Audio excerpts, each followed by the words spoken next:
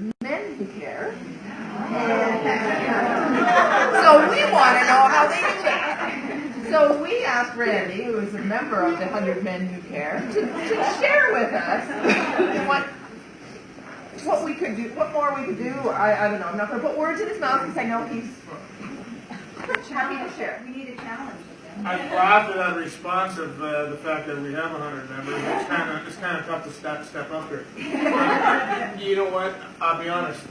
I think I'm still a member. I missed 2 meetings, and if you miss 2 meetings in the men's club, you're asked to leave or told to leave. I'm not sure which. So, unfortunately, due to the nature of my business, I can't always make it out to the meetings. However, I don't think we do a whole lot different than what all of you do. Very similar fashion. Our meetings are always held at Tap and Tankard. So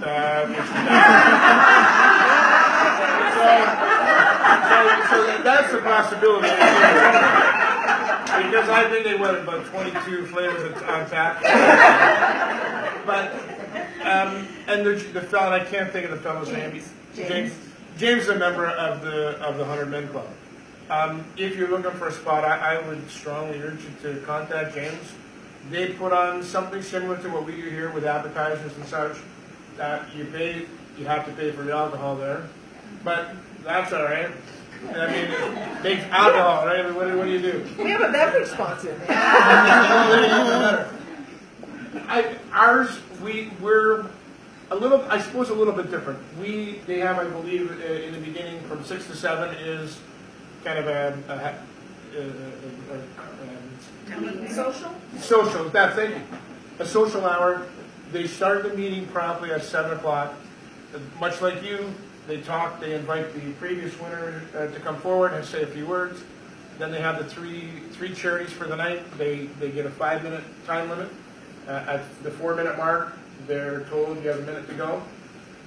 They do their presentations. We vote.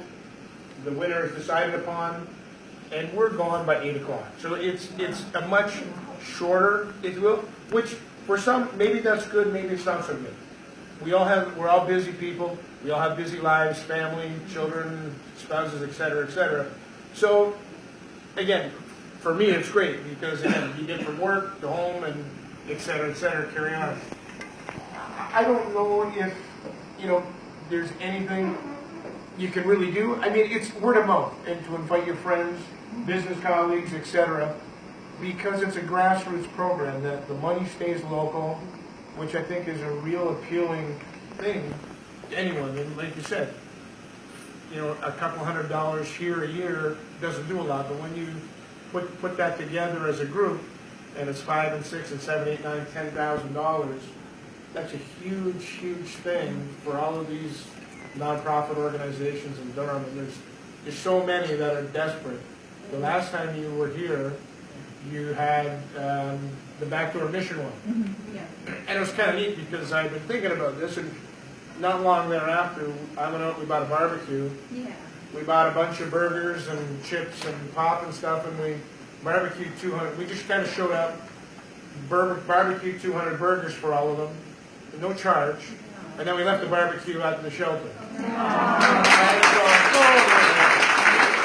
I didn't tell you that story for applause.